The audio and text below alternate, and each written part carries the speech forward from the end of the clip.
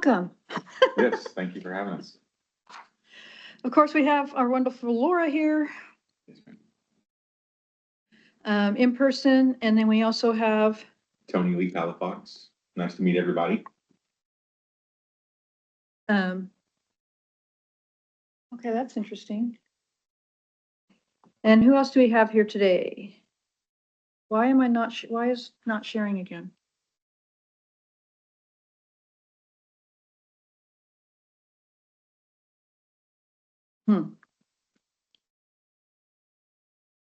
Oh, you have to agree first. I'm not agreeing. Yes.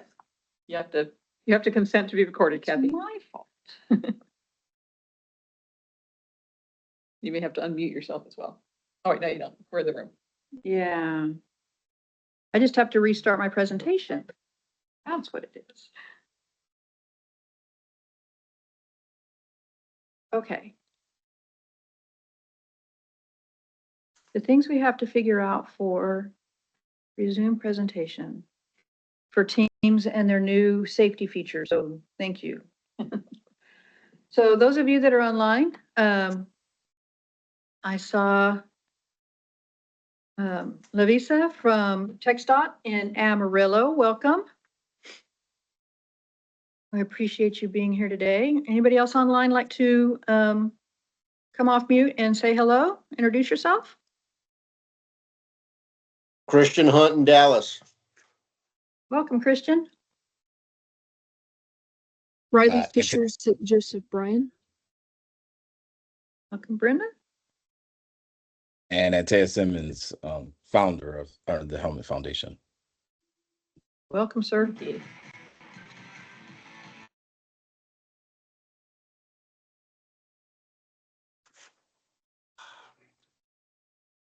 Anybody else? I'm David. I'm gonna be the guy that's giving the speech here. I'm from Chicago. So nice to meet everyone. Reintroduce myself. Is that where we on live? And Let's see. Yeah, go ahead and reintroduce yourself and catch you on the recording. Well. Okay, go ahead. Okay. Yeah. Good morning, everybody. My name is Tony Lee Palafox. I'm with Clark Safety Foundation, our nonprofit organization. Nice to be here. Thank you for having us. I also see Joe Morris. Welcome, sir. Yes, Joe Morris, Rig Riders, MC Houston. Awesome. Glad to have you with us. Did we get everybody?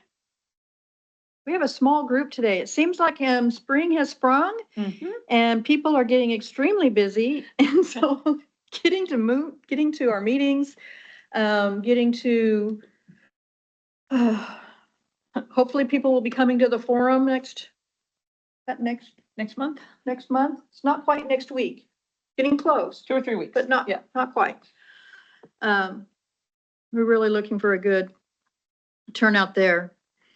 I'm not seeing our fearless leader of our chair for the coalition and task force, Mr. Maurice. But lately he has been in a vehicle of one sort or another, running around for his work here at the Rellis campus for TEACS, right? Yes. So he gets to go play out on the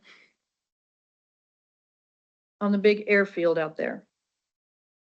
But we do have few things to go over today, and we do have our guest speaker in Dave, and turn that off. And then we'll have some announcements at the end. So to kick us off, I'm going to put this up here, but it's totally unknown to me. So Ms. Laura is going to give us our safety minute on roadway work zones. Absolutely. So and for anyone who does not know, TTI about a year ago started asking as a general policy that any meeting that we have, internal, external, we always include some sort of safety minute, because our agency, just like TxDOT and many others, are all about safety. So when I was hunting around for a good one for this spring, I found a little factoid that March through October is the peak season in Texas for roadway maintenance. And so just wanted to call y'all's attention. I'm sure I don't have to tell anyone here who rides that riding through a work zone is extra challenging. And a few years ago, actually with Kathy's help and some other folks who know more about riding than I do, we put together a little brochure on kind of tips for safe riding in work zones. So we put the link to that brochure. It's a free download from the website. We've put that on the slide there.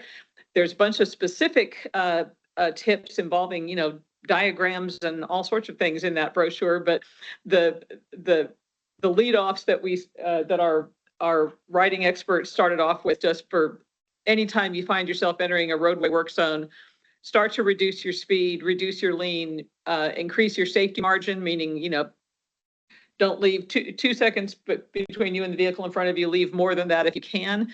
And we hope you're wearing a full face helmet, but if for any reason you're not, protect your eyes, because there's going to be a lot of loose gravel and dust and all sorts of other stuff that's going to be flying right at your face.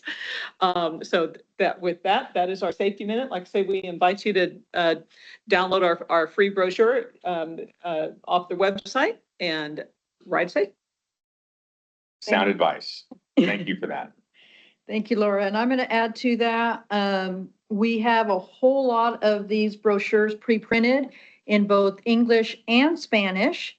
So if you would like some to hand out and don't want to print up a whole bunch of them on your own, please shoot myself or Laura an email and we will box them up and send them to you.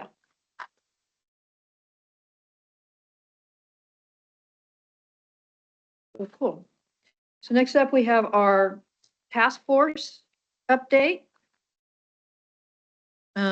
Our task force initiative this year, which I believe we announced in our last meeting, is to help prepare for a National Highway Traffic Safety Administration motorcycle safety program assessment, which is something that we have been trying to get for several years. Our last one was in 2013, 2014 timeframe. And so we are working towards getting some information together and kind of preparing for that. We are, fingers crossed, have proposed to TxDOT to request one of those assessments in person next year. And so we will be hoping that that gets funded. If it does get funded, we will be well on our way to being prepared. The assessment is a huge undertaking, and we really appreciate anybody's help in doing that. We have identified some subject matter experts within the task force that can help us get the information. Something a little different about the motorcycle safety assessment for motorcycle than it is for others. Like last year we had one for bike ped. The big difference in this is that we don't just answer a few questions in a website. We actually have to create a briefing book, and it's hundreds and hundreds of pages of information that we put together. So to do that, there's something under each part of the why am I just going completely blank?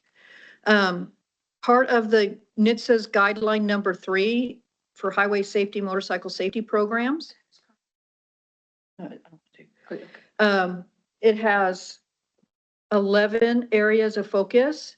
And so we need to find subject matter experts that can help us gather information about what's happened over the last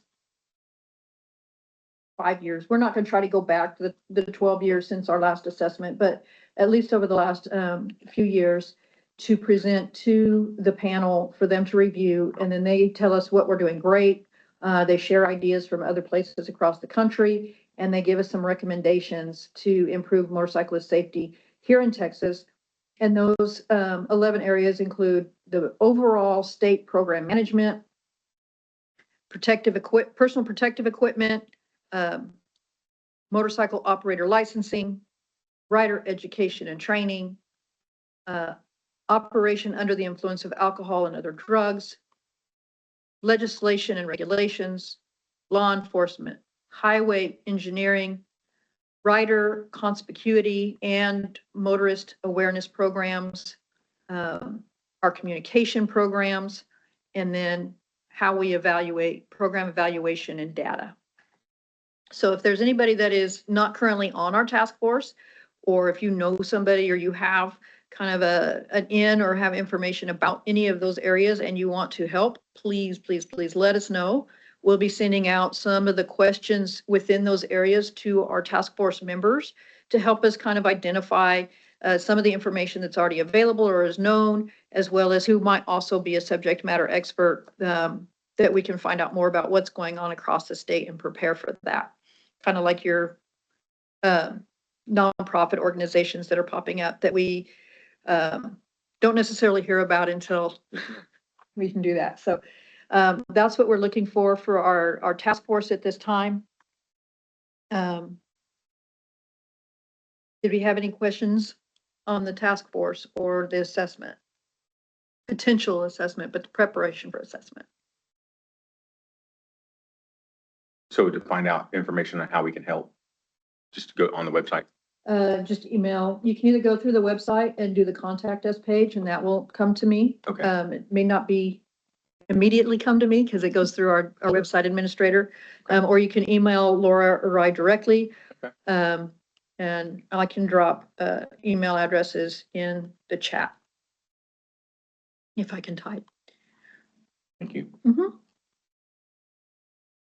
Anybody else?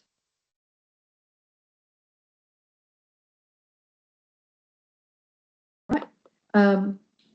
Lavisa, thank you for sharing in the chat that TxDOT's Work Zone Awareness Week is also April. So the 16th, press conference kickoffs on the 16th. That's one thing I really wish we could do more. Is I understand that some of these other nonprofits and TxDOT, when they do their media campaigns, they are able to do media. Under our grant, we're not able to do media, paid media. So some of that getting information on news outlets and things like that is kind of a little bit more of a challenge for us. So we really appreciate everybody's help in sharing our social media posts, forwarding inviting people to join the coalition to get on our coalition mailing list. And so that they can get the information.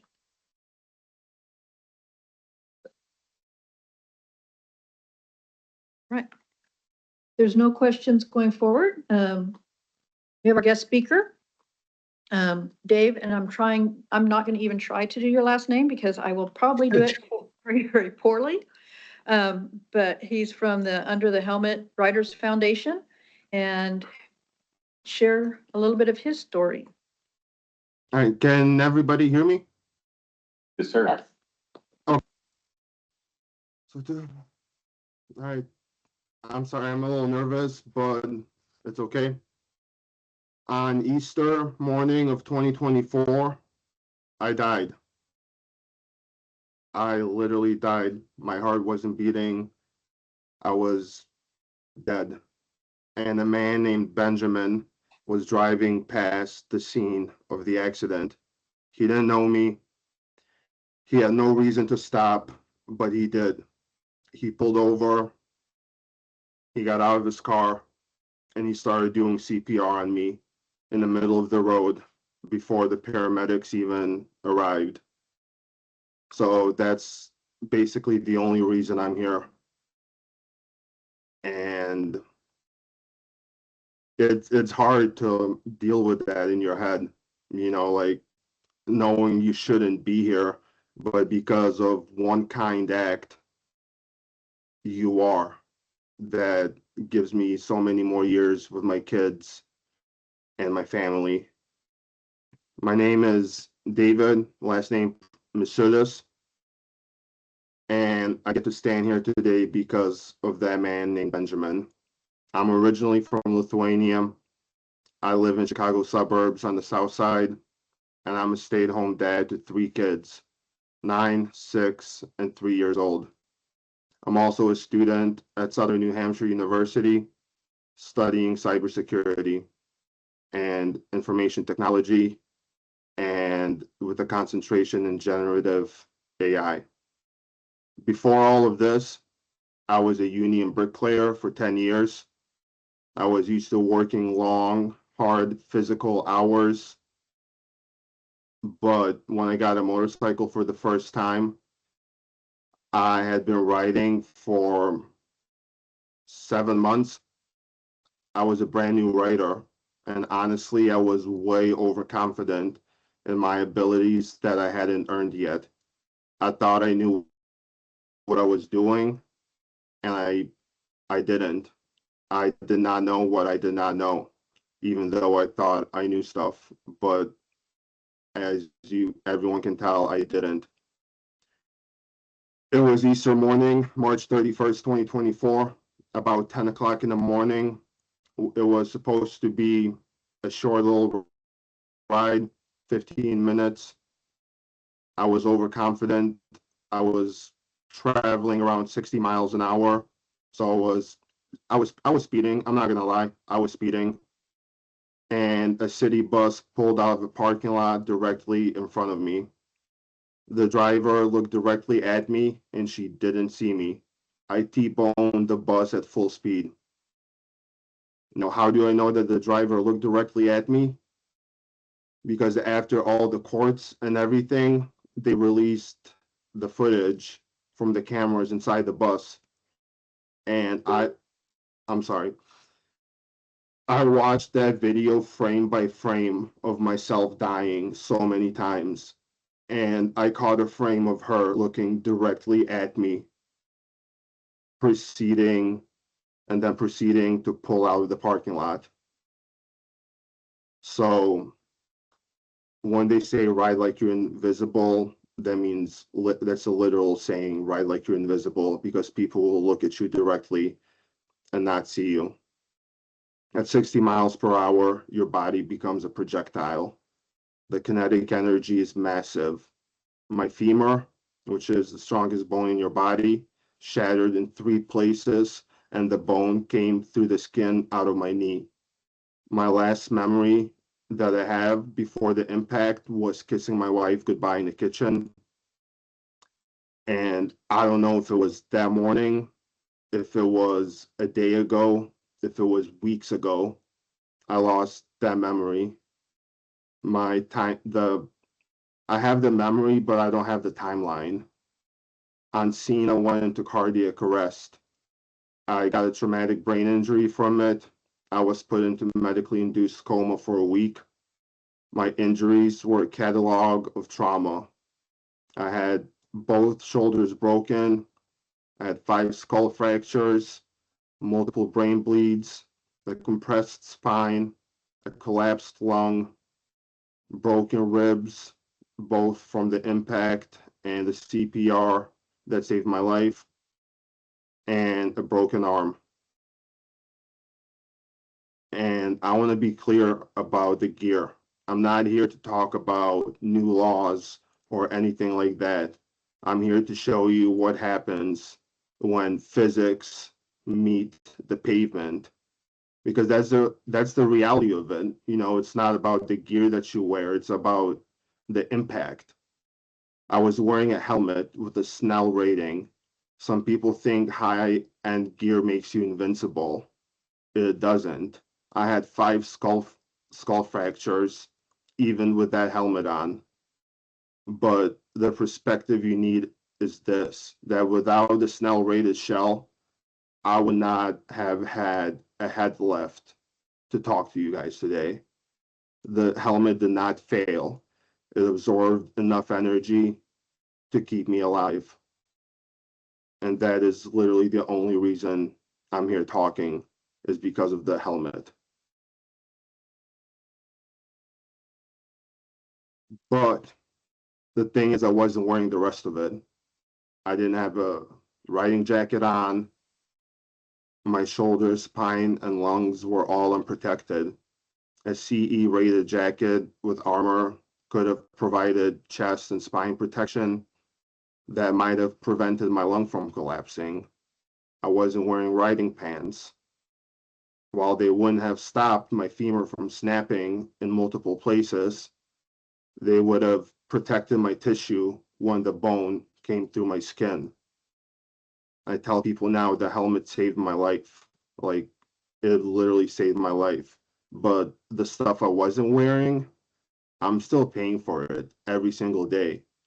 The gear buys you margin, but when things go wrong, your behavior, how you actually ride, determines how often you need that margin. But there's a part that nobody talks about, like after the crash. Surviving the crash is a beginning of a long, long road. Physical therapy started while I was still figuring out how to walk again. I had to relearn how to walk again like a little toddler. I have 3 little kids, so I just watched them all learn to walk, and I felt like I was one of them. And it was months of physical therapy. My femur, my shoulders, my spine, all of it had to get rebuilt slowly, painfully, and on a schedule that did not care how it felt about it or what was on my mind. And while my body was doing that work, my head was somewhere else entirely. I went through depression. I did not have words for it at the time. I was using substances that were prescribed to me to cope with the pain that I did not know how to sit with. I had mood swings that scared people around me. I was doing lots of therapy, adjusting medications, trying to find something that worked. And underneath of it all was one question, and this will probably haunt me the rest of my life. Why did I not die? And not in like a grateful way, more in what makes me so special way. The question sat with me for a long time, and there were days where I genuinely didn't understand why I was one of the people who made it. I wasn't sure what to do with that. That part of survival that's a part of the survival that nobody puts in brochures. The crash is the headline. The year after is where people actually get lost. It took real work. It wasn't some inspirational brochures. It was grinding, unglamorous kind to get from that place to where I am now. And that experience is exactly why I joined under the Helmet Writers Foundation. It's built around a simple idea that the people best equipped to talk about motorcycle safety are the ones who have actually lived through what can go wrong, not a statistic on a slide, real people with real stories. Because here's the thing about safety education. Writers don't respond to abstract warnings. They respond to someone who looks like them, rode like them, and paid for it. That's what Under the Helmet Foundation puts in front of people. And after my accident, I can't tell you how many people came up to me and said, "Oh, I'm sorry, that sucks. Like, I get it." And that, like, I know they meant it from the kindness of their heart. But after you hear it so many times, it gets frustrating. Like, you don't get it. You haven't lived through what I lived. Like, I shouldn't even be here. So that's when I met Antaeus, and he told me that he's been in an accident, and I was like, thank God, somebody who actually does get it. Like he's been there. His femur was broken too. And to break a femur, the force has to be, it has to be an impact. That is literally the strongest bone in your body. And you have to crash really hard for it to break. So when he says, I get it, I'm like, thanks, man. Like, I know it sucks, right? And he's like, yeah, it does. And in Texas, there's a real need for stories like this. In 2024, 581 riders were killed on the road. That's more than one rider every single day that doesn't come home. 57% of those, around 57, I think it's like 57 to 59% of those fatalities involved riders who didn't even have a valid license. I had my license, but I was only 7 months in with no respect for the learning curve. And I nearly became a statistic because I feel like even if you have your license, they don't, like, yeah, they teach you how to ride and stuff, but the test itself and everything, it doesn't teach you like how to think. You have to change your whole mentality.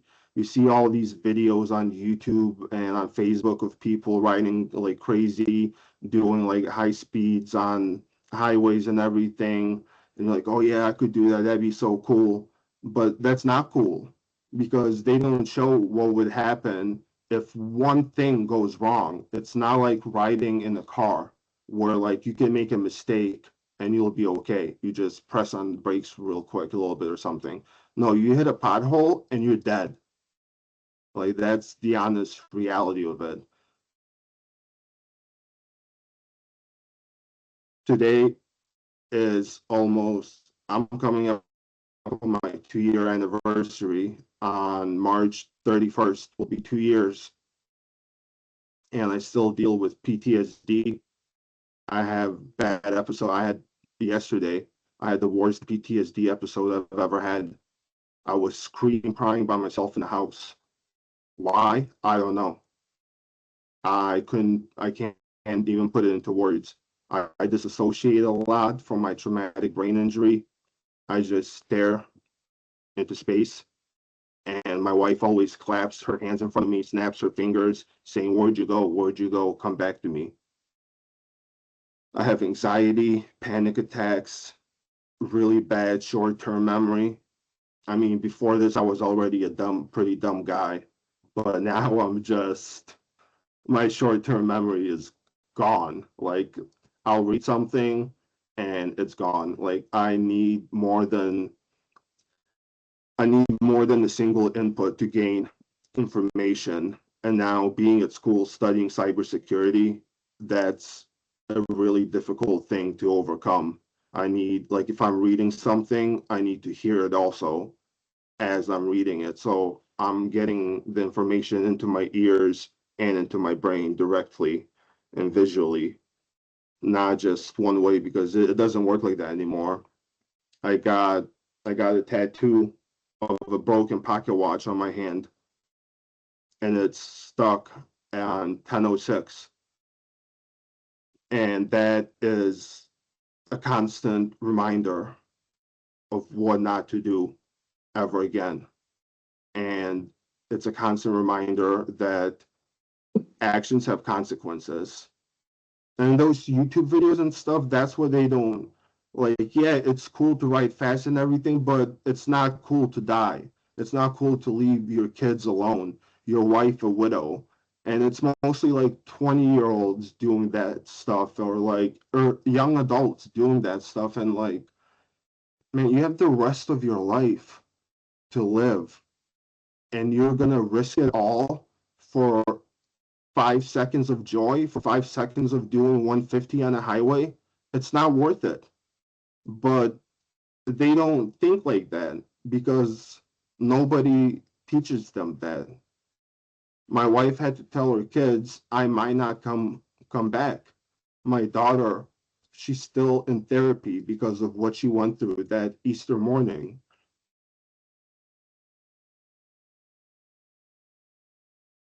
Like we had Easter eggs the night before.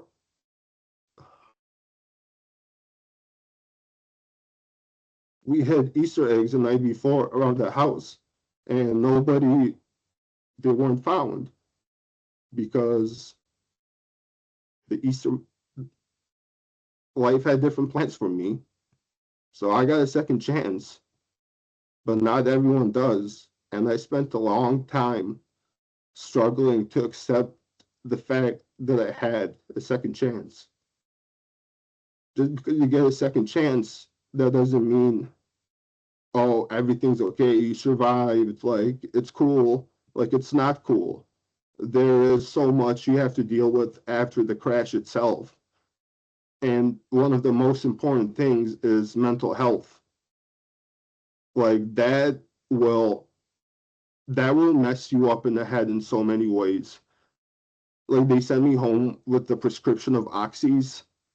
And those of you who are not familiar with painkillers, oxys are one of the strongest painkillers there is, and they mess you up and they cause depression.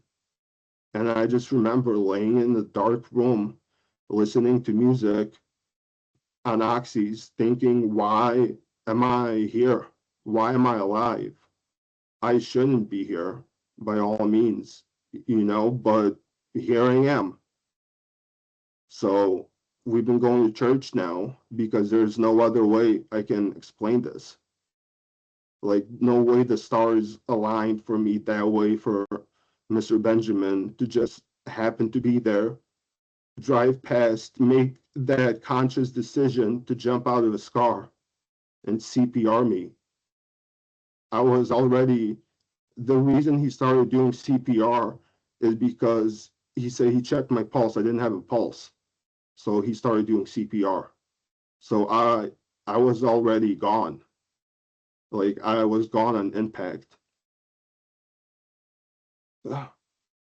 It's really rough to talk about stuff like this, but it's something that is needed because, I mean, even if nobody pays attention, I hope at least one person pays attention to what I'm saying, and I hope to change at least one person's decision that could possibly save their lives and give them so many more years with their family.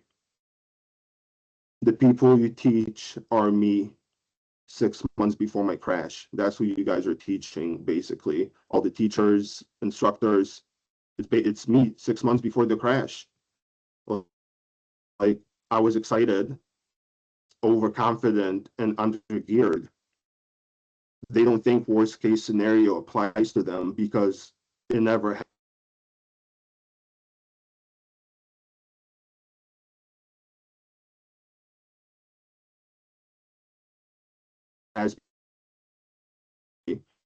Tell them about the crash. Tell them everything that comes after the crash. Tell them the gear won't make them invincible. Just because you have a riding jacket on and a helmet on and some riding pants on, that's not gonna save your life. You're still gonna get messed up regardless. It's extremely important to have that stuff on. Like, if I would have had a jacket on, maybe my spine wouldn't have compressed. Maybe my shoulders wouldn't have broke. Maybe I wouldn't still be paying for all this up to this day, but I am. And tell them that the worst does happen when you least expect it. The road getting back isn't just physical, it's mental. It's a long walk. And they're going to need people around them to help them. Because you cannot survive this by yourself. Even if you survive the crash alone, you're going to need a support system. And I was extremely lucky to have that support system, to have a wife like I do. I was the family's only provider. I was a union bricklayer, like I said, and my wife was a stay-at-home mom for nearly 10 years. When I crashed during the recovery, our family of 5, we survived off donations and food banks for a whole year. because nobody had a job. Our savings were going, we didn't have savings. We're paycheck to paycheck. And my wife, a stay-at-home mom of 10 years, was like, crap, now I have to do something. Like, I have to go to work.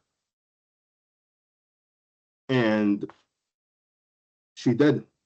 She actually ended up getting a job 2 blocks away from home in an accounting firm as a financial analyst, which she's not even done with school yet.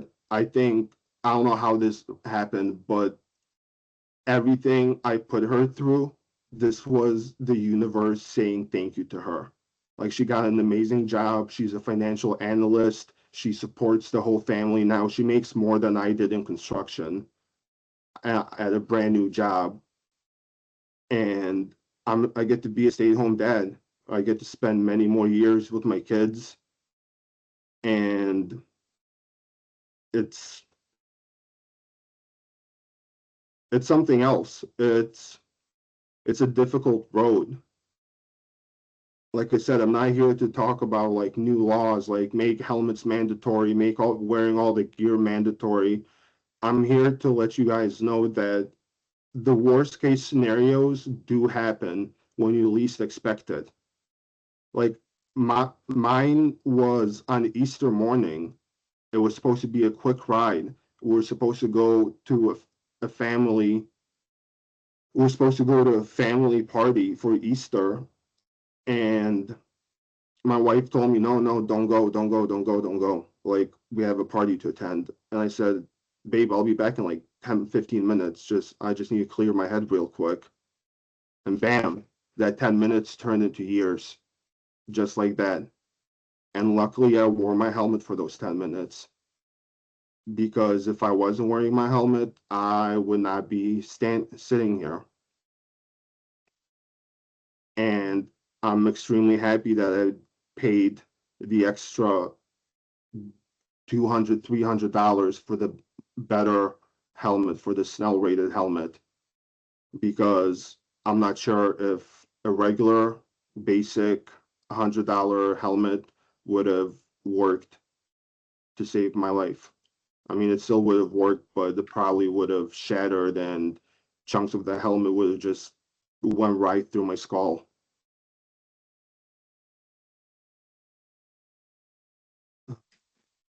So every day I'm still recovering. I still have a TBI and my memory's still messed up.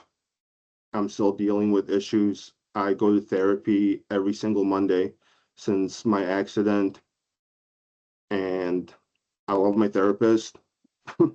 Like, she's like my best friend at this point, but it's a long road, and safety is something that needs to be taught as a mindset, not as a skill. And you need to like think safe, not ride safe. Well, obviously you need to ride safe, but you also need to think safe. You need to ride like nobody sees you, because that lady looked right at me. I paused it on the frame of her looking at me, and I got so angry the first time that happened. The first time I found that frame, I got so angry I can't even.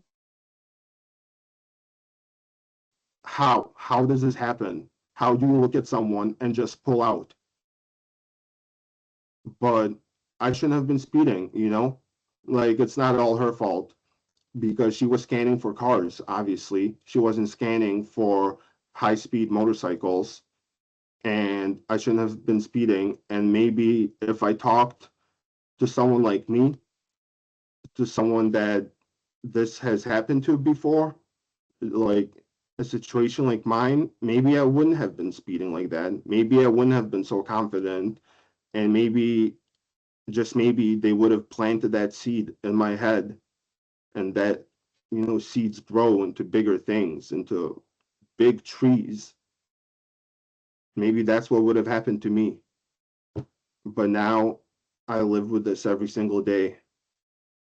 But I'm here, and I'm here to pay it forward. I hope I can change someone's mind just one time. And if anyone has any questions for me about my recovery, the crash, the gear, the organization, anything, feel free to ask. I'm an open book about it. I always enjoy talking about my accident. My wife tells me to shut up about it sometimes, honestly. She's like, come on, man, you always talk about it. But I talk about it because I hope to change someone's mind. I hope to leave an impact on someone, and I hope to help someone. That's why I talk to someone. That's why when I was offered to do the speech, I immediately said yes. But then my PTSD kicked in, and I just realized how traumatic it is to actually relive the moment. But you know what? If I can change one person's mind, it's worth it to me. So now if anyone has any questions, go ahead, feel free to ask me something. Otherwise, that's about all I have to say. Thank you. Thank you so much, David. We truly appreciate you overcoming Thank you. those anxieties to come and share your story today. I know how hard that is. Thank you for sharing your story, sir. Thank you. And Riley, you had a question? Yes, I do. Thank you for sharing your story, David. Thought that was very powerful. I was kind of wondering what programs or organizations that you had used to help you heal. But I am very glad you were doing that today. Thank you. Well, one organization, the main thing right now I'm focusing on is with under the Helmet Writers Foundation. That's basic my direct way of helping pay it forward, but to help me heal, it was basically just therapy and psychiatry. Lots of therapy, lots of psychiatry, lots of different medications, lots of trial and error with the medications, especially for the mood swings. One of the main things that was recommended to me that I really wish I've done this sooner was EMDR therapy. And that's, I'm not sure if you guys know what that is, but it basically activates both sides of your brain, and it takes a traumatic memory and it moves it to like a different place in your brain where it's like not so intrusive on you every day. And that dramatically decreased my mood swings and just how I look at the whole accident of what happened. So I would recommend that to anyone that's been through something like this.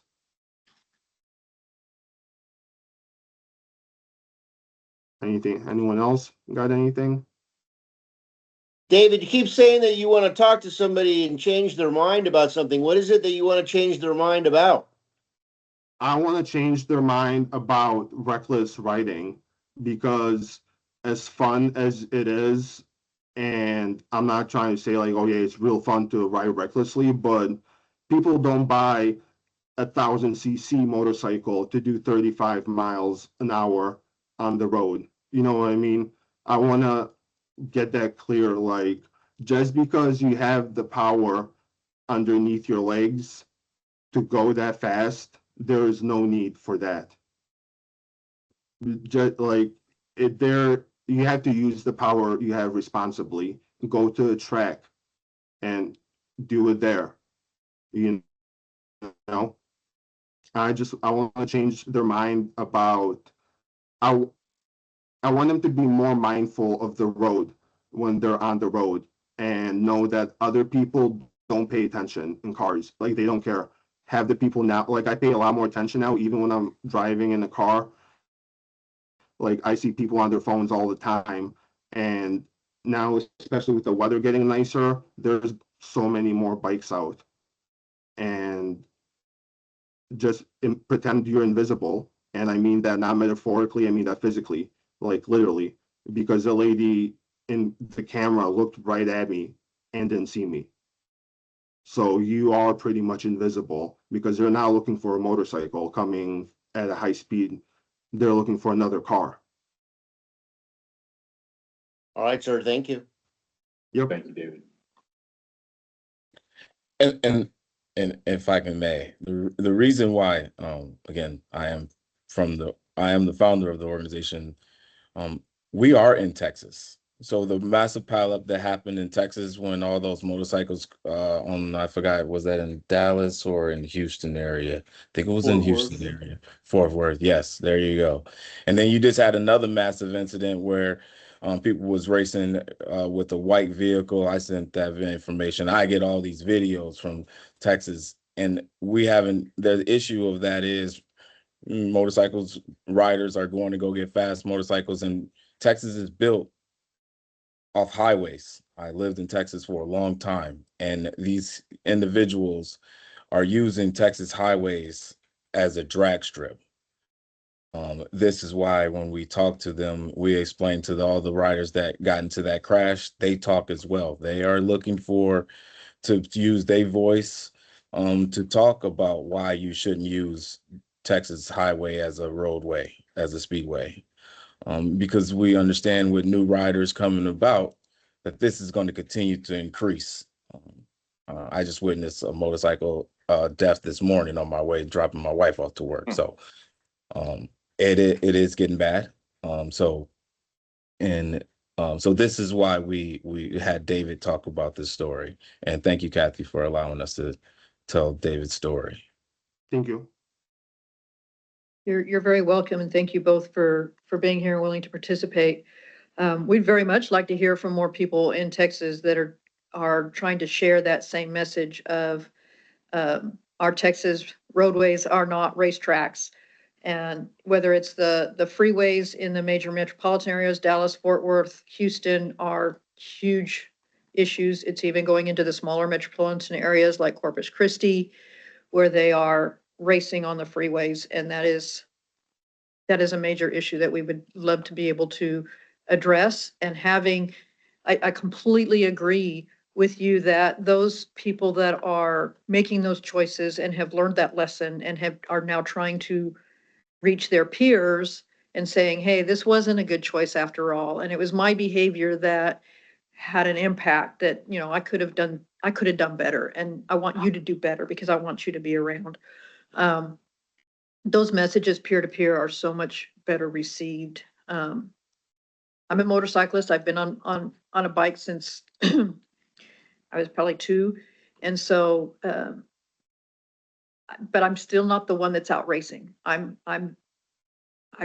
have told my fellow motorcyclists, I am a cautious risk taker. I'm not one that's going to go out and push the limits, except for little itty bitty bits at a time, just to challenge my skills. But we'd really love to hear those Texans talking to Texans as well. So we appreciate you being here, and we hope to be able to expand that.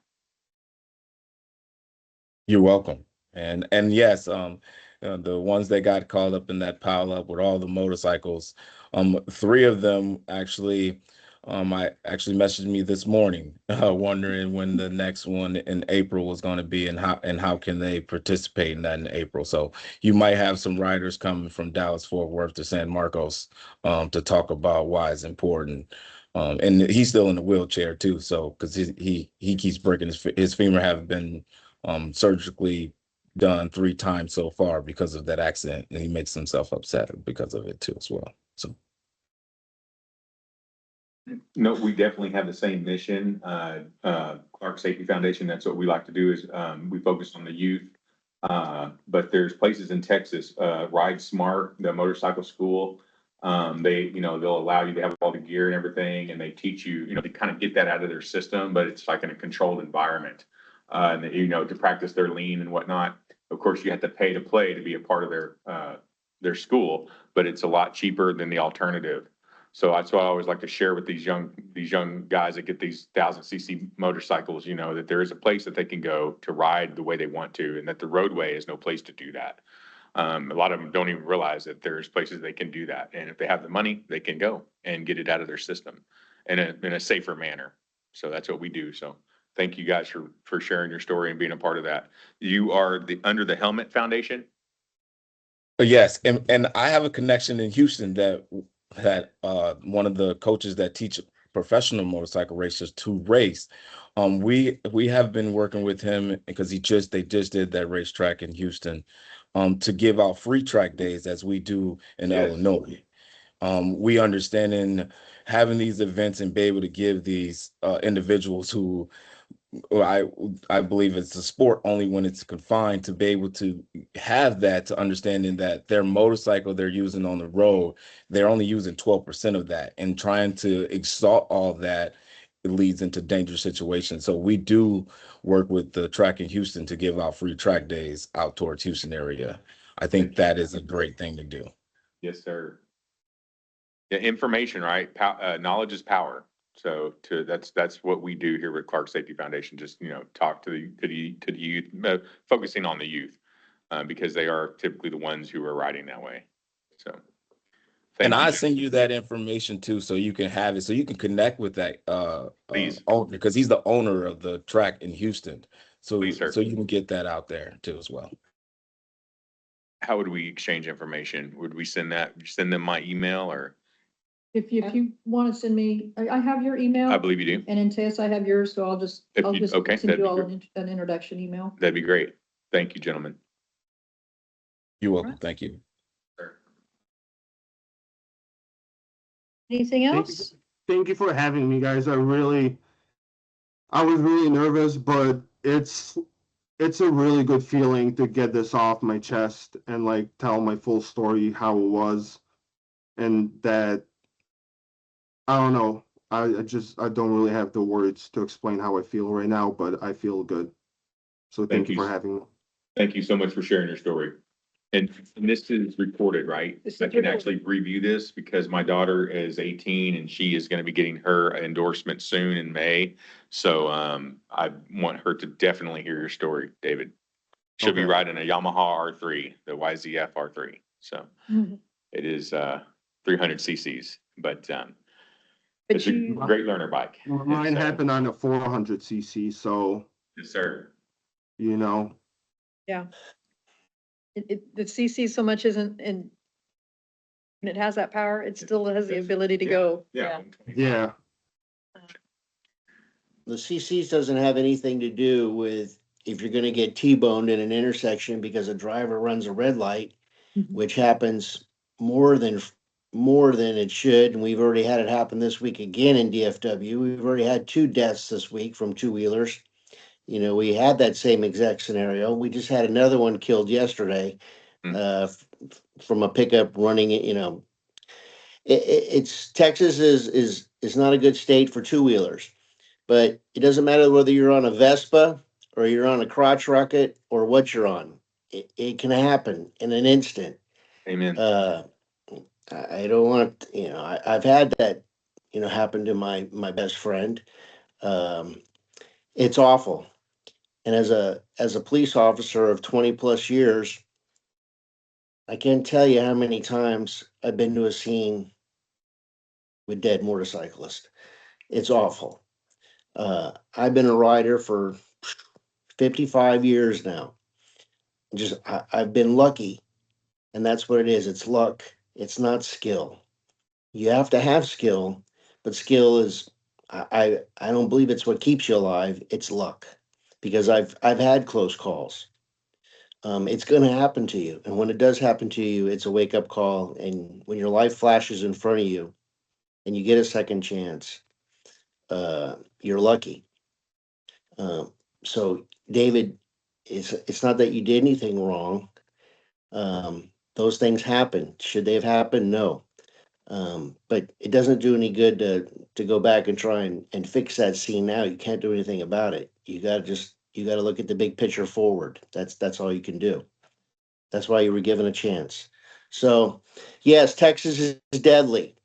As a person who was born in California and grew up with white lining and split laning, I will do that till the day I die.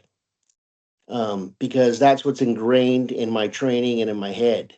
But drivers there are different because they look for you. Every single driver who grows up in California automatically looks for motorcycles. That's what they do. That's how they're trained. We don't do that in Texas. And unfortunately, This is why a lot of two-wheelers get killed in Texas, because motorcycles here do stupid things. And the drivers just don't know they're there. Drivers don't have it ingrained in their brain to look for two-wheelers here, period. They don't even think about them. This is why they move over. This is why they run over them. This is why they slam into them. This is why they do other things, and they didn't even know they were there. No clue.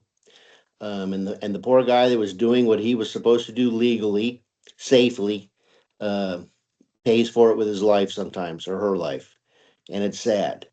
Um, I wish we could wave a magic wand here in Texas and have all four-wheelers, automatically look for two-wheelers in their rearview mirrors or their side mirrors, or just look for them at all. It's not even anything in their thought process, unfortunately. So when you ride a bike here in Texas, you literally are taking your life in your hands, unfortunately. But as a almost lifelong rider, I can tell you there's nothing better being a motorcyclist and getting out there on the road and getting the wind in your face, because it is true, you do forget about things, and the smile on your face is worth every bit of it. So those people just never know, unfortunately, the happiness that we have. It does clear your thought process. And David, I hope you do get out there again one day. You got to get back on the horse, because it's an awesome thing. You can't give up. Don't let that one experience, that life-ending experience, unfortunately, so to speak, end your happiness. You have to do it. It's not all bad. So get out there again and get back on the horse. You have to. If you enjoyed any kind of pleasant memory or had any kind of good times, or you had one of those smiles on your face, and you're one of the few that got to experience it. So get back out there and do it. Um, that's all I got. I don't want to say too much because I'll get too choked up, because I have too many personal friends that I've lost in the sport. And it's made me wonder why I'm still around. And I just kind of lucked out with the last one. So um, just be safe out there. Yes, sir. Thank you, Christian. I will have to piggyback something. I understand it's legal in California, but it is not legal to lane split filter in Texas. You can do motorcyclists side by side too, but not share with a car or split a lane. So that's just make sure that it is still, I still see it happening with a lot of people that are moving here from California. Even at the Lone Star Rally, we have a lot of folks coming over from Louisiana, and they say in Louisiana they do it. And they're definitely doing it while they're at Lone Star on Galveston Island. So we have to watch out for them. And luckily, I think a lot of the residents on Galveston Island actually leave the island for that week. They kind of give up. We surrender the island to the motorcyclists, but yeah, just to be aware that they did put it into code a couple years back that it is not legal to lane splitter filter in Texas. Yes, ma'am. And that'll probably be the case until the day we die. That law will never pass in Texas. No, sir, probably not.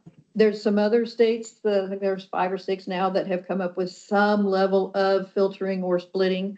I think Minnesota was the last, most recent one, last year. So Yep, last year. it's still interesting, but it has to come with the education piece. It Yes. has to come with, even beyond just the education piece for the drivers. This is happening, it's legal, you Right. have to let them do it, but there's consequences if you purposely try to interfere with it, Right. because it causes injury and fatalities. And a good education piece to riders of when it's legal to do it, how to safely do it, and so that the education pieces really need to be in place. And then also the penalties if you're doing it unsafely, if you're not following the rules correctly, I think is another piece that needs to be it. But that's my personal opinion. Right. Oh, That is it not should the- be.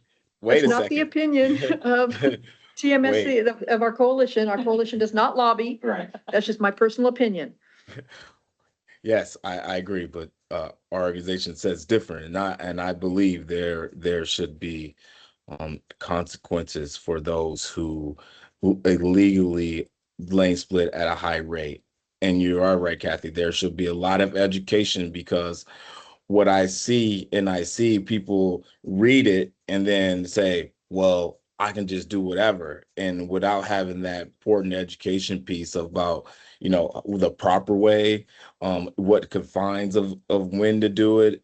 I think without having that education piece, we're going to keep seeing people lane split. And then I tragically see people, I see the video where a guy lane split in between a semi and got ran over. All these things becomes dangerous when you lane split at a high rate of speed on the highway. I have seen people hit triple digits lane splitting between two cars. And that's something that I think, in my opinion, should be definitely educated about when you talk about lane filtering or splitting. Lane That's splitting has a purpose.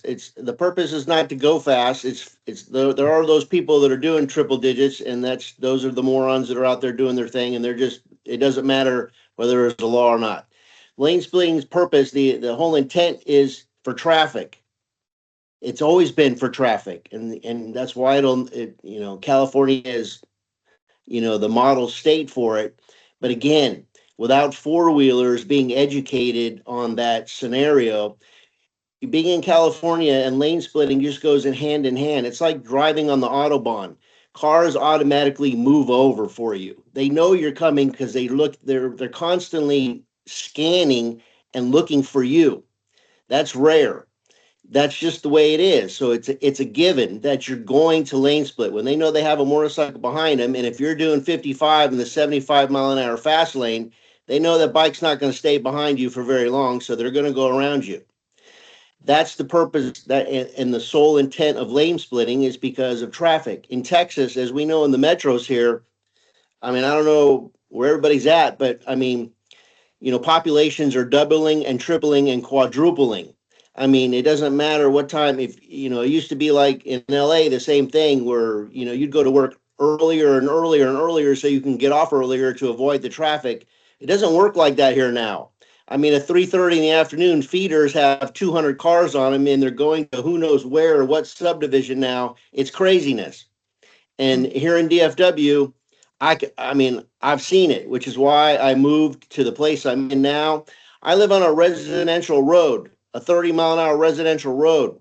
I have my local police department setting up the camera in my ditch, semi-annually. I have cars doing 100 plus miles an hour on my 30 plus mile an hour residential road because we have so many subdivisions now. People are in such a hurry to get everywhere. That's just how they do it. I mean, is it going to stop? No. Do they stop it? No. The motorcyclists are the ones doing the speed limit. So it's a sad situation everywhere. And it really ticks me off being in the profession that I'm in, and I can't do anything about it.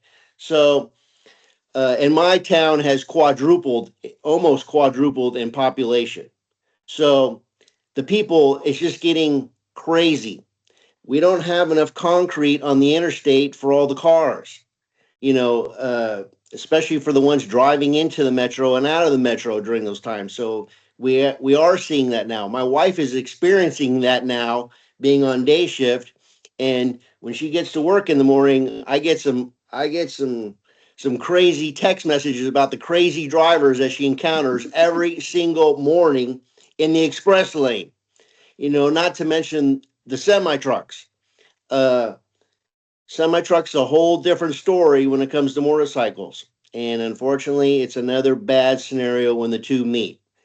The two-wheeler very rarely comes out okay. So it's awful, but it's just, yes, it's against the law in Texas. Am I gonna do it? Absolutely. Am I, am I being a good person? Am I abiding the law? No. But again, I can't stop from doing it because that's just how I grew up, and I do it safely. I'm not one of those ones doing triple speeds for something. I'm doing it in a scenario where if traffic is backed up, and we do have discretion here in Texas on motorcyclists, in traffic scenarios. coming up to intersection scenarios, to red light scenarios. I mean, we do have some discretion here on some things, and some allowances, but, again, I've seen it personally. The four-wheelers here just they don't recognize two-wheelers. It's that simple. They have no clue that we're there, and they're not looking for us, and that's why it's dangerous. And that's why the law will never pass. And we have too many, like I said, we almost have a death a day in Texas.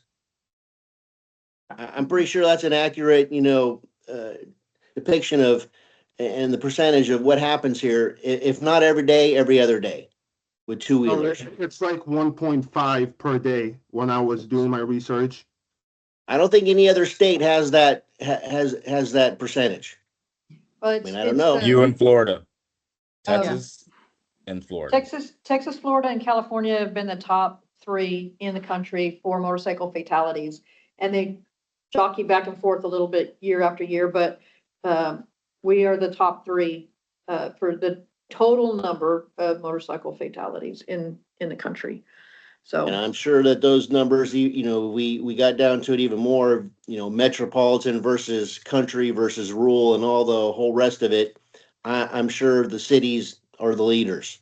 they definitely are the Yep. leaders. And so for what we are working with at the Department of Transportation in this project and every project that they do at the Texas Department of Transportation on these outreach and traffic behavior is we look at also the trends, what areas, what counties and districts are increasing in the number of fatalities? Are there trends going up or down? The number for the size of the area, I think is another one that they look at, but they look at multiple things to see not just the number of fatalities, because yes, that does just keep us in those big metropolitan areas, but what's happening in some of those areas that are outside, out in the counties, outside of the cities. What are some of the trends that are there that might indicate? Well, I mean, I'm in an unmarked patrol car. I can tell you at least twice a week when I'm driving in downtown Dallas, I see groups of 6, 7, 10 plus riders on sport bikes doing wheelies. Half of them are doing wheelies. They're doing exhibitions on the interstates. They have vehicles shutting down interstates here in DFW so they can get on there and race, or they're doing wheelies, or they're doing including the vehicles. It's a constant, and it's getting worse all the time, and it doesn't get shut down. And those motorcyclists are impeding traffic on highways with motorists. And this is why motorists have the attitude they do towards two-wheelers, because they're troublemakers. Not all, but we've all seen the groups. We all see them with their helmets and their mohawks down the middle, and they all got their GoPros on, and they're all filming because they're doing stunts, and it's craziness. I can't do anything about it because if you start to try and pull some of these groups over or do something, I mean, they're gone in a heartbeat. I mean, you're not gonna catch these two-wheelers. But when the public sees something like that and they see them getting away with it, they're like, "What's going on here?" Right. So they don't see the normal kind of guy like me with my wife on the back when we're going to lunch or trying a new, restaurant that's open up in town, abiding by the law and doing what we're supposed to and riding normally, and look like a normal couple on a bike. They don't see that, or they don't make any comments of that. Like, hey, look at that. That's a normal, is that how you're supposed to be riding? Kind of impression. Yeah, they see the bad guys on there. And when I see it, I still shake my head thinking, what are these people thinking? I mean, what are these kids doing? I mean, it's only a matter of time before something happens. And I can't believe that I haven't seen one of them flip over or do something or, have an accident. But I have been in downtown Dallas when some motorists had enough and they boxed them in and things started getting ugly, because motorists have had enough. When you start shutting down the interstate because you want to, perform some stunts or some antics on the freeway, there's going to be motorists out there who say, "Oh, it's not going to happen today on my watch." So That that's already when things happened. start getting ugly. that already happened in Colorado. 2 kids actually got shot. I live in I live in the Chicagoland area, which the street takeover, which is starting to become like Illinois is the originator of who started this. And it's actually got bad here. It has got really worse and impeding traffic. I have said this many times that there will be eventually a shootout between motorists and motorcyclists for those who are taking over the streets because motorists is getting tired. Everyone concealed carries, and that calls for disasters. We have seen it with different other chapters in Florida. When they get together, this is only going to be a disaster. We speak about this highly all the time because we have witnessed the dangers that it's causing between motorcyclists and motorists. And if there is no change, not just in one state, but all states, you're right, Christian. It's only a matter of time before we all watch the news and find out that there's been a massive shootout on the highway due to motorcyclists blocking, impeding traffic for hours, as they did in California on the Golden Gate Bridge for 3 hours.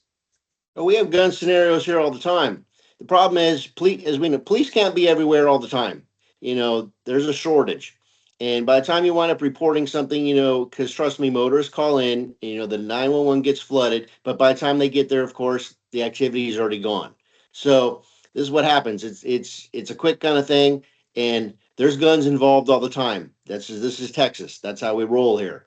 So it is by luck that we haven't had some shootings when this is gone on. It's not that we haven't had the display of weapons, because both sides unfortunately let everybody know they're armed.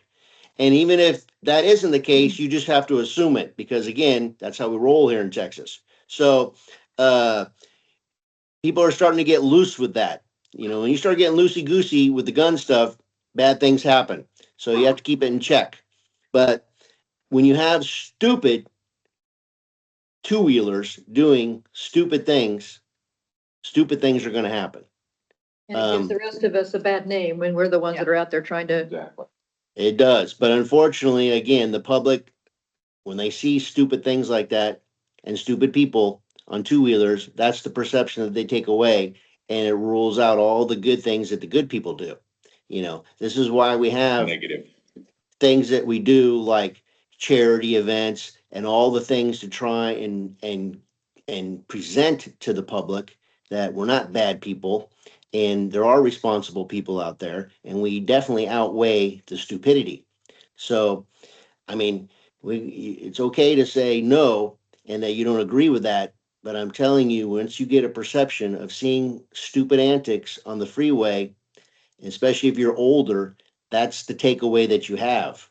Right. And you're not going to forget it. And when you're Right. talking to your buddies about it and you get to your buddy's house or you're going to dinner or whatever, that's the first thing you're going to start talking about is the idiot freaking motorcyclist that you just saw on the interstate. I mean, True. It sticks with you. Yep. Very So, true. are we going to be able to change it? I'm going to say no. I mean, I'm a pessimist about it, but can we try? Absolutely, because I've been doing it for too long and seen too much. And I try and talk to those young people about it. And like track days, yes, I think it's a great thing, but I'm kind of on the opposite end of the spectrum. And I think it's a bad thing because you're giving somebody the power to see what their machine can do, and you're giving them the skills and to try and be safe and do the right thing. Unfortunately, the majority get out there and they use it to their advantage and they do the wrong thing. Yeah, You're and I right. think- I think you're right about that. And I agree. I think that's where, Under the Helm is coming back and saying, and even Dave said, you have to have that mentality.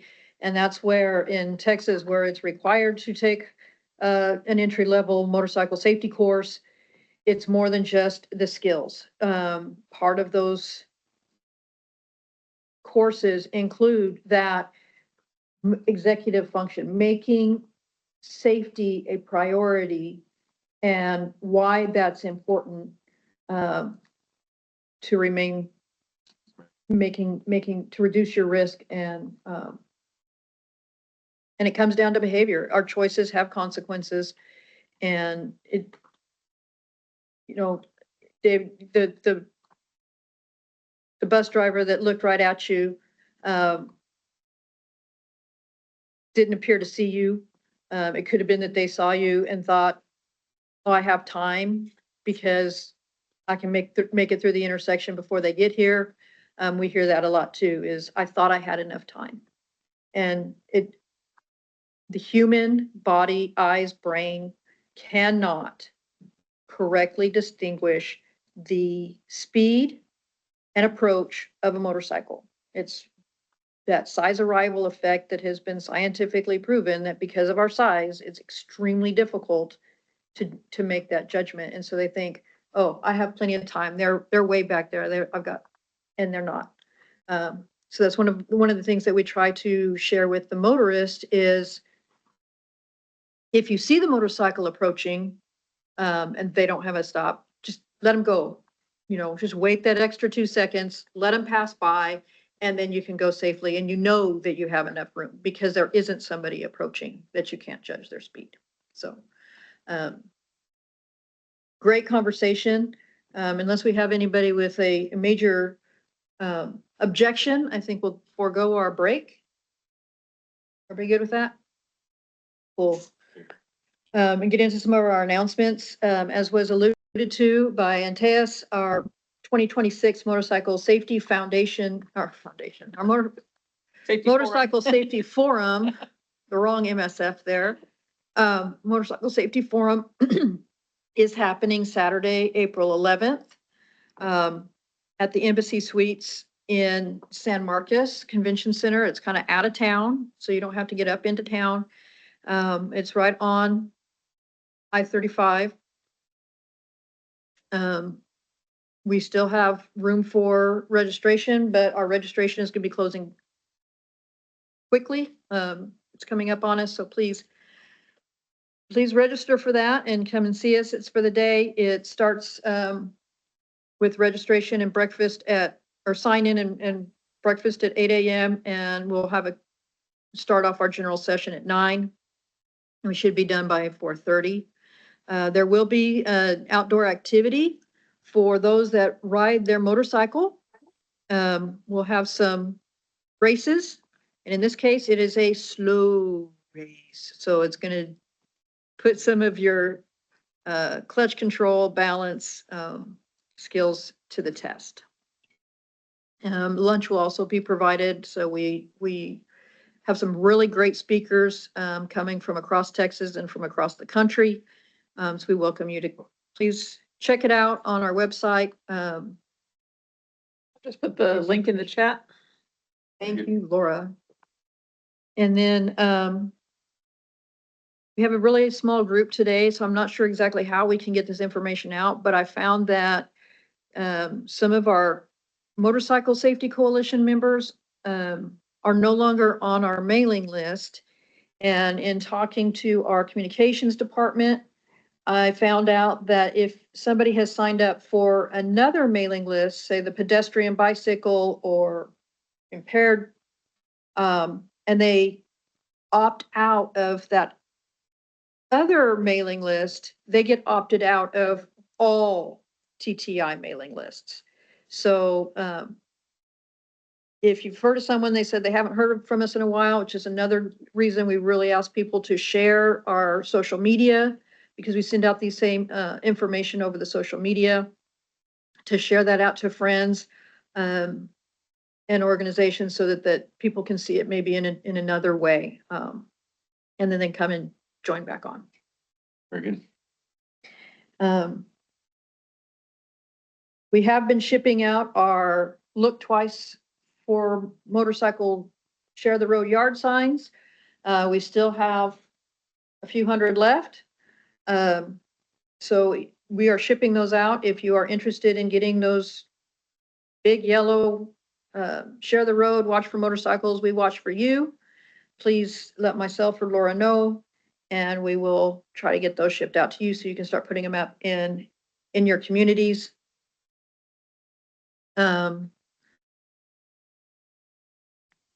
The trying to see where I was at. Do I have anything else? Oh, San Antonio Home and Garden. Yeah. So having something out in your communities, just be aware that for these signs, you need to have know your municipality's rules. If you just stick it out on any given corner, you may be breaking their rules and they'll just pick them up and trash them. So make sure you have the property owner's permission to put it out there. And last but not least, on our announcements, the San Antonio Big Bloom Home and Garden Show is happening at the Freeman Expo Center starting this Friday, going through Sunday. It is free admission, and I will be there with the Look, Learn, Live booth, handing out fun stuff and information. So if you're in the San Antonio area, if you know of anybody that's in the San Antonio area, we'll be having information for both the drivers and riders. So come see us. And that's all the announcements I have. All right, so with that, we can go to open Forum. forum. All right, so you guys, thank y'all so much once again for having us. I'm here representing as Vice President of Clark Safety Foundation. Was founded last year, May the 15th, 2025, when in honor of Clark Prather. This young man here was not only my daughter's childhood friend, but her boyfriend throughout high school. On May the 15th last year, just a week before he graduated, he was hit and killed by a driver that turned directly left in front of him as he had the green light and the driver had a blinking yellow arrow. This happened in White House, Texas, okay? So through this, this young man, he was very dear to me. He was very dear to all of us, okay? He was very dear to the world. His mother and I, she had articulated a couple of ideas that I had onto this petition on change.org. Oh, this way. So this petition, these petitions are non-political. They are public safety and general public safety, okay? On the petition she started last July, I believe July 26th, we're asking for motorcycle safety awareness to be a part of all in-car navigation and GPS platforms. Every phone in the world, every in-car navigation. On the before we started petitioning, on the GPS mapping system on Google Maps, you could turn your little avatar, they call it, a little car or truck or Jeep in different colors. There was about 5 or 6 options to turn your little avatar on the screen into those icons, but there was no motorcycle option. So that's kind of the idea, is that free for everyone to use with Google Maps, Apple Maps, every GPS navigation platform. I'm asking globally that a motorcycle safety awareness, a little motorcycle option or something be available for the drivers to use that would gently remind them when a route is entered, whether it pop up at the bottom of the screen, kind of like it says police ahead or anything like that. When a route is entered, that it would gently remind the driver to not only look twice for motorcyclists, but bicyclists and pedestrians as well. It would be named after him, Clark Safety Feature, CSF/MSA, Motorcycle Safety Awareness. Like I said, these are just my humble ideas from my heart to him. So this is the first petition we started. And once again, they are not political. Anybody can sign these petitions that are 16 and older. 13, in between 13 and 16, need parents' consent. But thank you so much for your time and attention on that. So this petition here, it holds signatures from all over the world, from the UK, Mexico, Canada, India, and at least 22 states in the USA already. So I actually work for the CEO of Boost Mobile. And what gave me the idea the other day is when we had an Amber Alert come through on the phone that I was activating.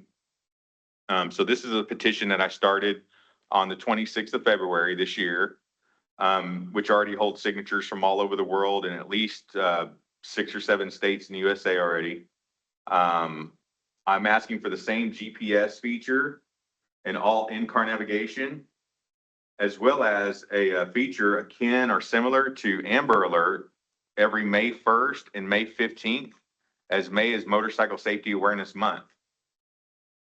So it would be a gentle public safety message reminder come across every mobile phone in the world, like a gentle motorcycle rev is the idea of a public safety message reminder that May is Motorcycle Safety Awareness Month, brought to you by Clark Safety Foundation. So that's what this petition is unique to the other one, but they do support each other. They are the same. Once again, these are non-political, and anyone 16 years or older can sign these petitions, and they are on change.org. Thank you guys so much for your time and attention. Any questions? Can you send that over to me? Sure can. I've got your email here. I wrote it down from the screen there. Teus? Yeah, and Teus. Teus. Okay, Tony, once again, and Teus, thank you so much. Yes, I understand there's different rules and regulations about who can support things like this. But from what I understand, I've sat on many city council meetings in the surrounding counties from White House, Texas, which is Smith County. And I have had different views from the mayors, from the judges, Trinidad, Texas, everybody that sat on the city council, from the judge to the mayor, all signed this petition and supported it. So I'm not, it's not political whatsoever. I'm not too sure if it would be considered lobbying or, but as far as I understand, this can be signed by anybody and to endorse it, to comment why and the foundation you're with and why you believe in it. If you do so, that would be highly appreciated. But yes, Yeah, please because do. we have one that's similar. Not similar to that. We just believe that holding motor vehicles more accountable than speeding tickets or tickets when it comes to motorcycle accidents when it's their fault. We have a similar called the Jordan Law. It's the reason why I started the organization, because I lost a friend. So Yes, we sir. have one similar because we understand that when it comes to motorcycle safety, yes, motorcycles are dangerous to themselves. That is very true. But when they crash, it's more of a one-on-one crash, or unless they're on the highway racing.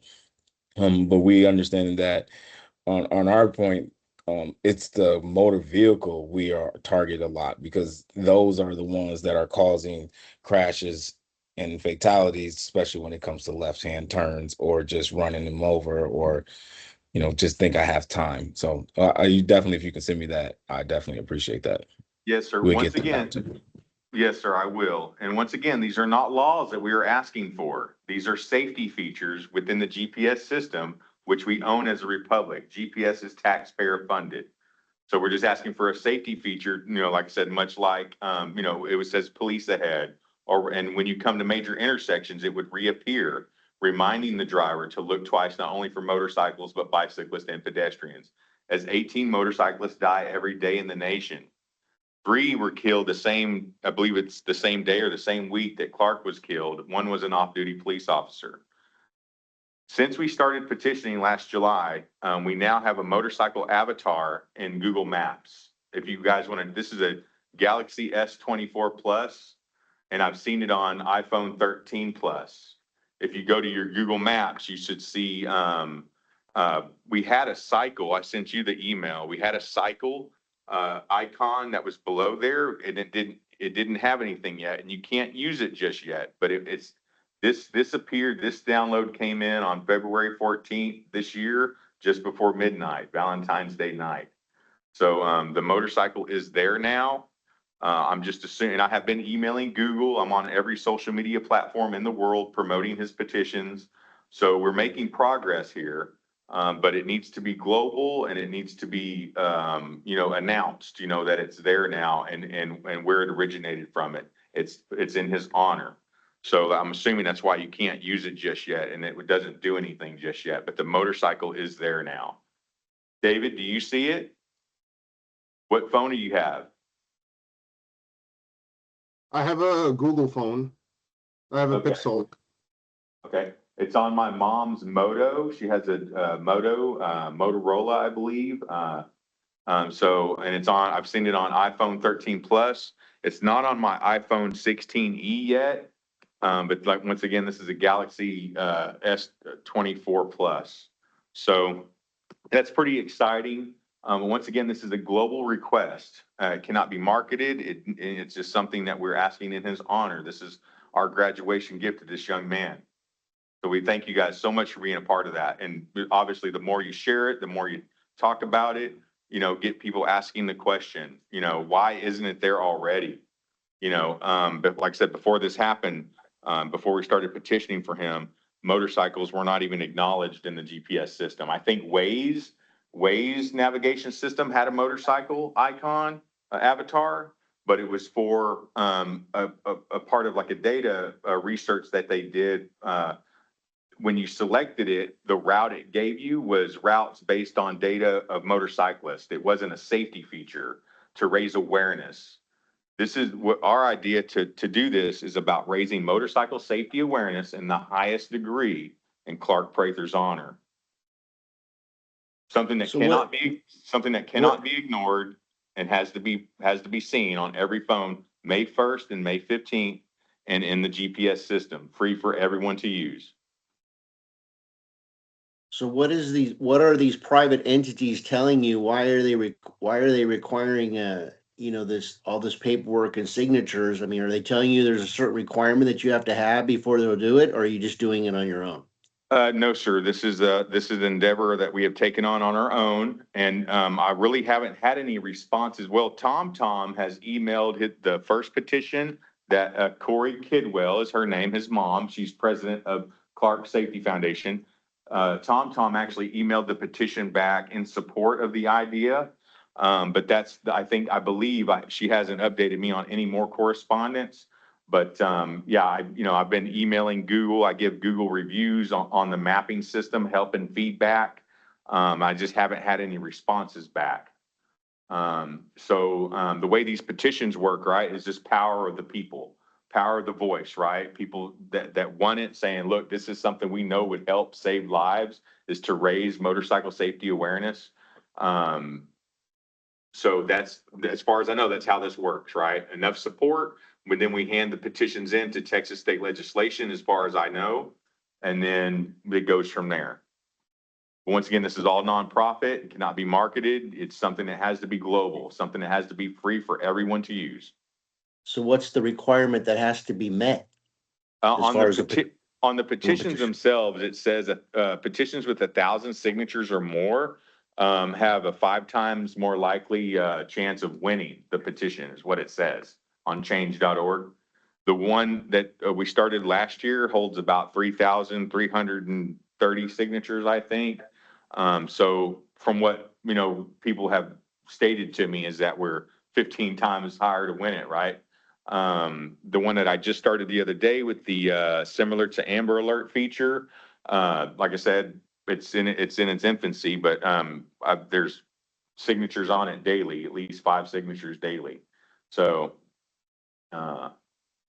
on the first petition we started, we are asking for these for also not only the GPS feature, but the all the safety features that they have now in these newer cars, to be something in the dash, like a dash light named after him, the Clark light, something that would activate, with all the technology that they have, some kind of, even if you could program your own message in it, like, come May, motorcycle safety awareness, come across the screen when you start the car, just to raise awareness. Maybe even like you can change it to deer season, watch for deer, some kind of, with all the technology they have. We know that's a big one to ask automobile makers to consider, but I don't know if you guys have ever sat in a Tesla. I am a new owner of a Tesla Model Y. On the Tesla navigation screen, when you're driving, if you see a bicycle come across the street, you see a bicyclist. If you see a motorcycle coming up behind you, you see a rider on a motorcycle on their navigation screen, because they have the cameras all over the car. So, vehicles are already acknowledging motorcycles. So we're just asking for, because not everybody drives a Tesla or a car with cameras all over it. So, and we know we're not taking the phones away, right?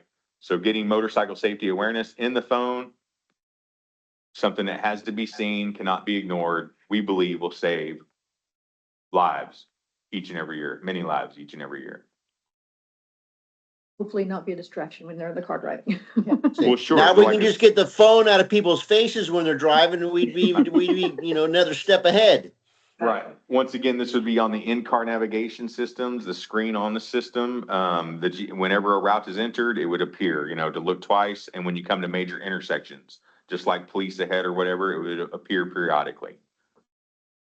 And I dropped into, thank you. Yes, ma'am. Tony. I also dropped into the chat, the picture that you sent me the other day. Thank you so much. And then I looked on mine because I have a custom, they don't have a Jeep, but they did have a yellow truck that kind of looks like my Jeep. So I did that for my custom avatar in my Googles. And I just went in there and put in for Google Maps through the settings, navigation, your vehicles, and the driving avatar. You can customize that, and the two-wheel was in there. So, Yes. and they had like 6 different kinds of two-wheel vehicle profiles that you can look at: scooters, sport bike, standard, cruiser. So I dropped that in there. So if those of you that are looking on your Google Maps Thank for your you. custom avatar, that might help you find it. Thank you so much for your time and attention, everybody. Thank you very much. Any Thank other- you. Sir. Any other things going on locally or any other announcements? Events that have happened since our last meeting, or any ones that are coming up? I was at the Medal of Honor lunch yesterday in Arlington, Texas, and I have run out of signs, and we had a lot of riders there.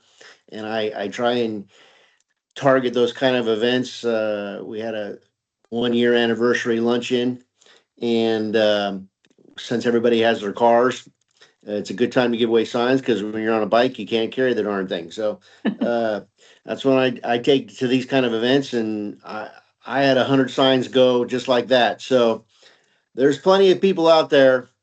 As you know, I kind of target riders, but there's plenty of people out there with the interest in, are thriving for additional knowledge and want to get the awareness out. It just kind of seems that you never see one of those darn things. So we have 100 more signs out in DFW.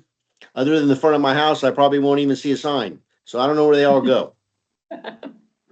Well, I truly appreciate you getting them out too, because I certainly couldn't get them put out anywhere in the DFW area right now. So, thank you. Yes, very much. I was, You're welcome.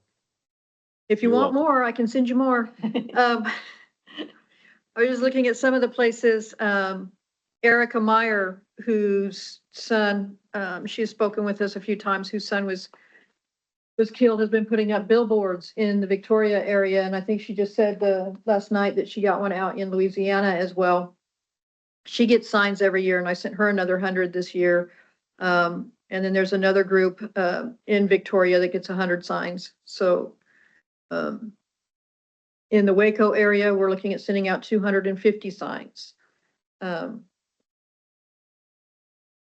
Carrollton, 200 signs. So some of them are even smaller little counts out in Kerrville, they asked for 20 signs. So if you have anybody, or you'd like to put some out, we have smaller packing boxes that can set up to a set of 15 of the sign and stand, or our big bulk is 50 stands per box, and the signs come in 100 per box, but we can break them up if you want that smaller unit as well. So again, email me, email Laura. We'll get them out to you. Anybody else?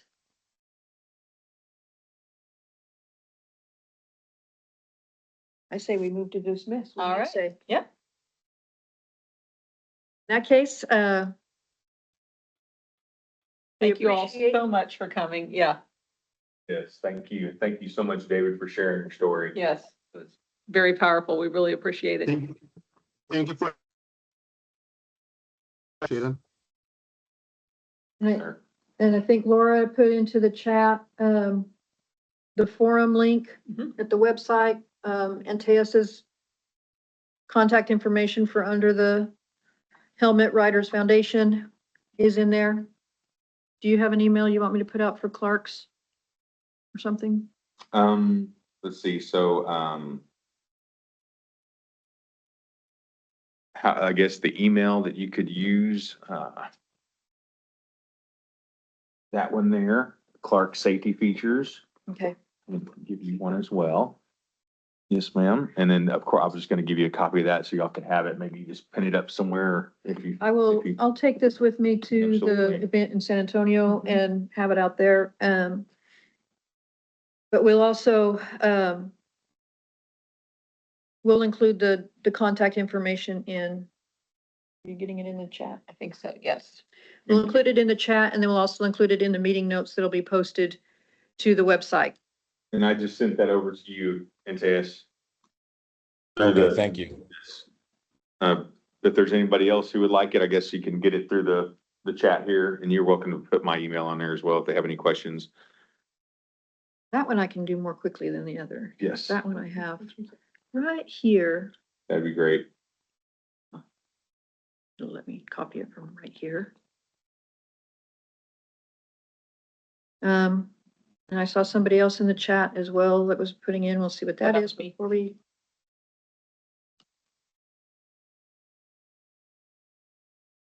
And this is Tony with, You can just abbreviate CSF MSA. CSF. / MSA. All right. Clark Safety Found. Clark Safety Features. All right. Yes, Jesse, hello. Yes, minutes will be posted and the recording of the meeting will also be posted. That'd be great. So I'm look, gonna have my daughter watch your story, David. I hope she can take a pointer or two for me, Yes, like sir. just anything, you know? Yes, sir. And to share it with any of her friends and group as well. Pay it forward, like you said. Get Yeah, anybody thinking. yeah, that's what I wasn't doing. You know, you never think this is gonna happen to you until it does, and you don't plan on it happening. That's the worst thing about it all. Like, you never plan to not come home. But it happens a lot, like too much. Yes, sir. much. Thank you so much. Yep, thank you. Laura's typing bless you, away sir. here on our chat, Yes. so we'll let her post that. Okay. Your chat should, well, I don't know if you stay on Teams, it'll be there for a minute. I was just, I'm sending a message to Jesse, but if you'd like your, we tend to just keep track of attendees to the meeting. And so I've got your full name from the chat. If you would like to have, or I've got your first name in the chat. If you'd like to have your full name in the meeting notes, you can either send it, email it to me or post it here and I'll include it. If you'd rather not have your full name in the notes, that's also fine. And then yeah, the names of the attendees don't get posted to the website. They just get turned into text dot. Yes. Department of Transportation is part of our reporting of the meeting. So thank you, everybody. Have a wonderful afternoon and ride safe. Watch out for each other out there and give yourself and everybody around you a lot of extra space. Yes, ma'am. And thank you so much for the safety reminder. I'm definitely gonna be sharing that with my daughter. Absolutely. You have to be thinking about those construction zones. I'd be happy to run up and get you a hard copy brochure if you'd like. That'd be great. That'd be great. Yeah, I'd love to take some information home for her because she'll be starting her course in May. And so I've just been reminding her that she has things to think about and to be studying and to be thinking. And of course, we're practicing in the driveway kind of thing, friction zoning and things like that. So Good deal. thank So y'all so much. Taking the course is a big thing. Yes, yes. I'll- And taking it serious. All It's not a game. four of my kids took the course. Thank you so Yeah. much. Thank y'all you for all having so me. much. Yes, y'all Have are a great amazing. rest of your day and we will get Thank notes you. posted as soon as possible. Yes. Thank you, everyone. Thank Yes. you. Be Bye-bye. safe.